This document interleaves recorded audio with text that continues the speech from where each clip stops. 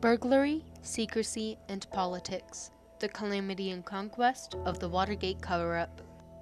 On June 17, 1972, 5 burglars were arrested for breaking into the National Democratic Party office to gather information for the re-election of Republican President Richard Nixon. However, this crime was nothing compared to the tragedy of the cover-up that followed, which is now known as the Watergate scandal. Over the next few years, Nixon and his committees would face many legal battles and publicity problems. America held its breath, waiting to see the outcome, until August 1974, when Nixon resigned in the face of impeachment. This triumph over Nixon's lies is still remembered today, and the presidency will never be viewed the same because of it. When you trace it back to the roots, Nixon's ambitions for life mainly came from the fact that he was the second oldest of 5 sons, fathered by Anthony Nixon and mothered by Hannah Nixon, who worked hard running a small grocery store and gas station. His parents could barely support their growing family based off of their income. There have been accounts of his father being slightly abusive, as well as having a very over-controlling mother. So Nixon took into consideration his parents' struggles and became very ambitious to reach his full potential, so as not to be trapped in a state of displeasure and uneasiness, as he had observed from his parents and his young life. After he graduated from high school, he was invited to a few prestigious colleges, but because of the money situation in his family, he decided to attend one of the local colleges. At this school, named Whittier College, he excelled. He was president of the whole student body in his senior year, as well as graduating second in his class. After going there for 4 years, he earned a scholarship to Duke University Law School. Although he did very well there, he had quite a bit of trouble finding a job at a New York law firm.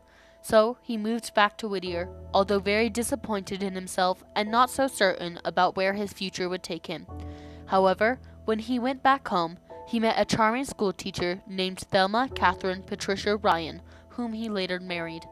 Right before America joined World War II, Nixon worked for the federal government in the Public Service Department.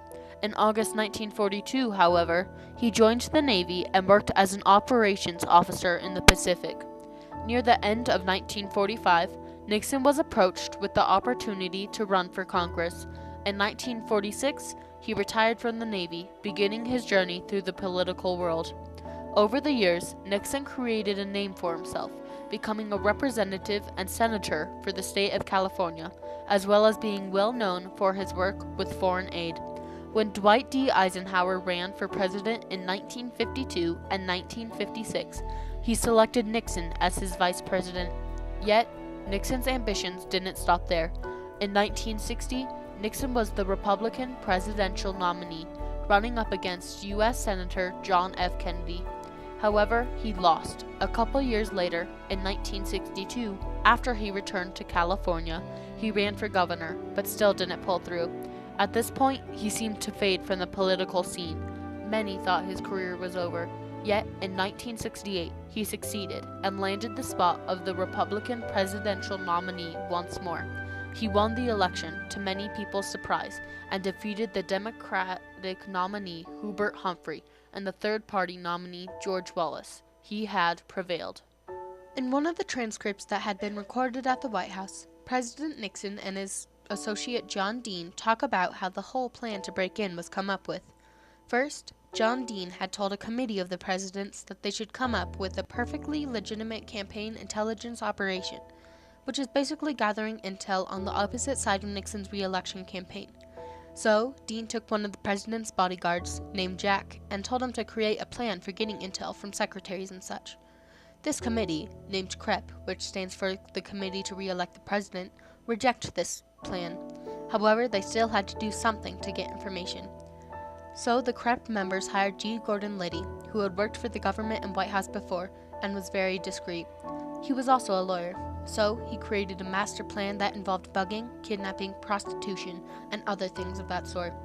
When Dean, Magruder, Mitchell, and Liddy held a meeting together, they thought that he was very inventive, but that Liddy should revise it a bit. So at the next meeting, when they were still talking about that type of stuff, Dean told them that those topics were not to be discussed in the Attorney General's office, who was Mitchell at the time. After this, Dean thought the matter was closed. However, on June 17, 1972, multiple men were caught breaking into the Democratic National Committee office. This was the second time they had broken into the office. However, on the first, they were not caught. They were somehow connected to Nixon, who tried very hard to cover it up afterwards. In this year, Nixon was running for a second term in office, and the Vietnam War was at its height. The country was divided. Nixon thought it was necessary to bring in a committee to help him get reelected.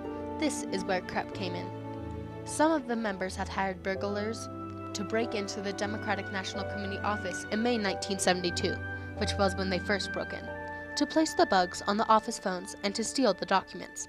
However, the bugs were not working properly, which is why they broke in a second time. However, this time they got caught. A security guard on duty noticed that multiple locks on the building's doors were taped over. He called the police, and they got there in the nick of time to catch the burglars. At first, nobody thought of the burglars being connected to Nixon, but some people started thinking about it when a detective found the creep's White House phone number in the burglars' possessions. In August, Nixon gave a speech that got enough of America's trust back to be reelected by a landslide. The topic of this speech happened to be that none of his staff in the White House could possibly be connected to the break-in, which later findings proved untrue. A couple of days after the break-in, it turns out, Nixon decided to put away large amounts of money as hush money for the burglars.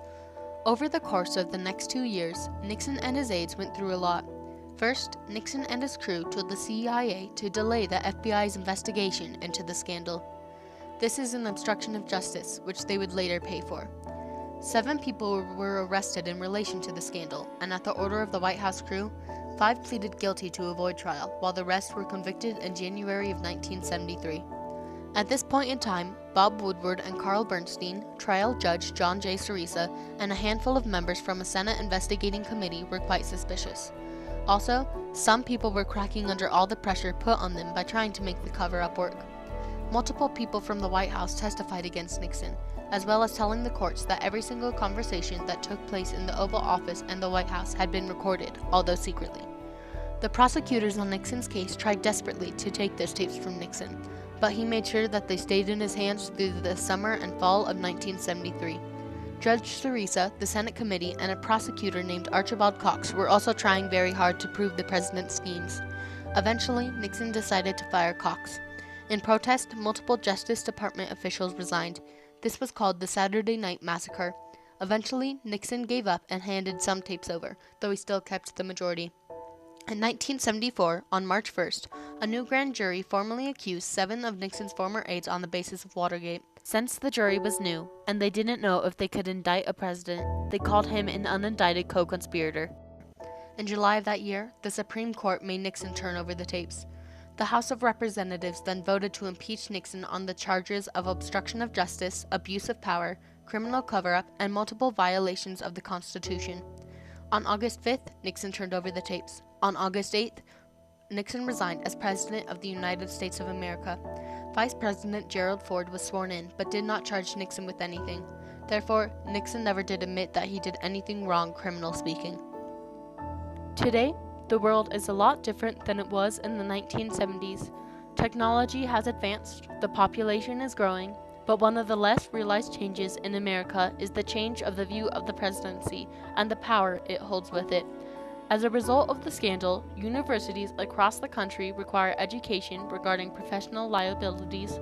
Election reform laws have been passed in relation to campaign and political practices, and Congress created committees that oversee FBI, CIA, and NSA activity within investigations.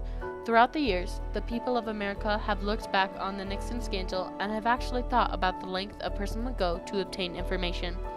Therefore, we have also realized that the presidency isn't just about certain political views, but also about high morals and ideals, a kind heart, and an overall considerate, charitable, and compassionate personality. The incident really showed a lot of people that the presidency wasn't just about the opinions, but the person. Without these realizations, our country would not be where it is today.